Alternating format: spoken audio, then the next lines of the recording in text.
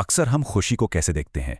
एक ऐसी फीलिंग जो आती जाती रहती है ना? जो बाहर की चीज़ों पर निर्भर करती है, जैसे पैसा, सक्सेस, हमारे रिश्ते। लेकिन द आर्ट ऑफ हैप्पीनेस, जो दलाई लामा और साइकाइट्रिस्ट हॉवर्ड कटलर ने लिखी है, वो एक बिल्कुल अलग नज़रिया देती है।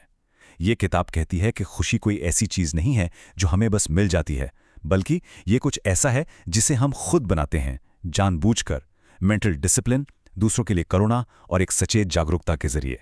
और ये किताब एक तरह से दलाई लामा और डॉक्टर कटलर के बीच की बातचीत की एक सीरीज़ है। इसमें बौद्ध फिलॉसफी और वेस्टर्न साइकोलॉजी का एक बहुत ही दिलचस्प मिश्रण देखने को मिलता है। ये बातचीत इंसान की भावनाओं की गहराइयों में उतरती है और हमें एक ऐसे रास्ते पर ले जाती है जहां मन की शांति, मुश्किलों से लड़ने की हिम्मत और एक भरा पूरा जीवन हो। तो इस पूरी किताब के केंद्र में एक ही सवाल है, आखिर ये खुशी है क्या?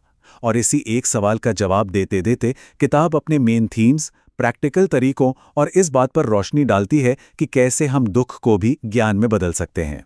तो आज हम किन चीज़ों पर बात करेंगे? सबसे पहले खुशी की एक नई परिभाषा को समझेंगे, फिर मेंटल ट्रेनिंग और करुणा के सिद्धांतों पर बात करेंगे, उसके बाद जानेंगे कि दुख को सही तरीके से कैसे मैनेज करें, और फिर देखेंगे कि इन बातों को रोज़मर्रा की ज़िंदगी में कैसे लाया जाए, और आखिर में इसे ज़िंदगी के एक पूरे फ़लसफ़े के तौर पर कैसे अपनाएं। तो चलिए शुरू करते हैं हमारे पहले सेक्शन से, खुशी की एक नई परिभाषा। अगर हम आमतौर पर देखें तो लोग खुशी को किससे जोड़ते हैं? मौज मस्ती, सक्सेस, या फिर जब जिंदगी में कोई दुख ना हो उससे। पर दलाई लामा इस सोच को चैलेंज करते हैं।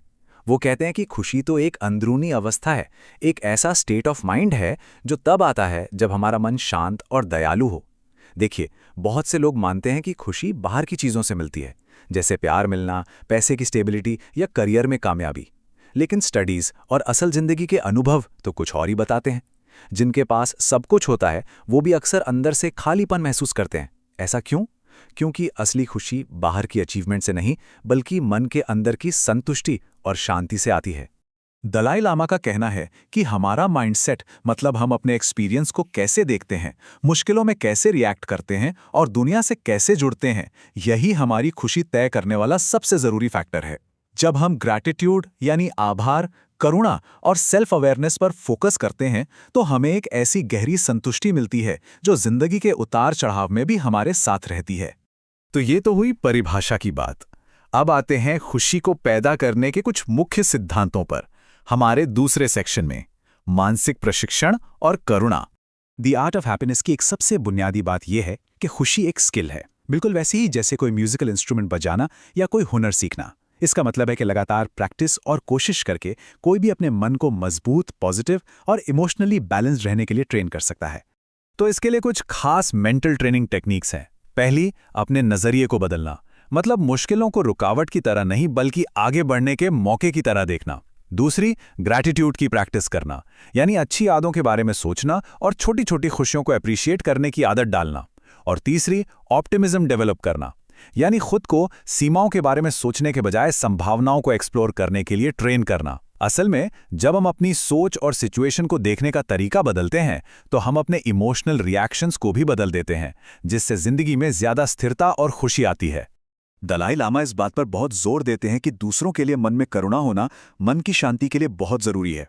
देखिए, वेस्टर्न कल्चर में अक्सर पर्सनल सेटिस्फैक्शन को पर्सनल अचीवमेंट से जोड़ा जाता है, लेकिन बौद्ध धर्म हमें सिखाता है कि एक दूसरे से जुड़ाव और दयालुता ही गहरी और टिकने वाली खुशी लाती है। और करुणा का असर सिर्फ सामने वाले पर नहीं बल्कि हम पर भी होता है। ये हमारे रिश्तों को मजबूत करती है, इमोशनल वेलबींग बढ़ाती है और स्ट्रेस और एंग्जाइटी को कम करती है। पता है कैसे? करुणा हमारा ध्यान मैं और मेरी चिंताओं से हटाकर एक दूसरे से जुड़ने की भावना को बढ़ाती है। इसीलिए ये किताब हमें दयालुता के छोटे छोटे काम करने के लिए इनकरेज करती है, जैसे किसी की बात ध्यान से सुनना, थैंक यू बोलना या किसी की मदद कर देना, चाहे वो कितना ही छोटे तरीके से क्यों ना हो। ठीक है, तो अब चलते हैं एक बहुत ही जरूरी टॉपिक की तरफ, दुख का सही मैनेजमेंट। देखिए, जिंदगी में कुछ भी फिक्स नहीं है। दुख और नुकसान तो आते ही रहते हैं, लेकिन दलाई लामा सिखाते हैं कि दर्द हमारा दुश्मन नहीं है, बल्कि उससे लड़ने की हमारी कोशिश, हमारा रेजिस्टेंस ही असली दुश्मन है।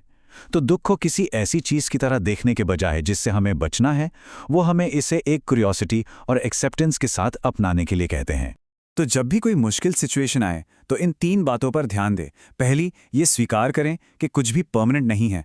ये समझना कि बदलाव तो होना ही है, हमें मजबूत बनाता है।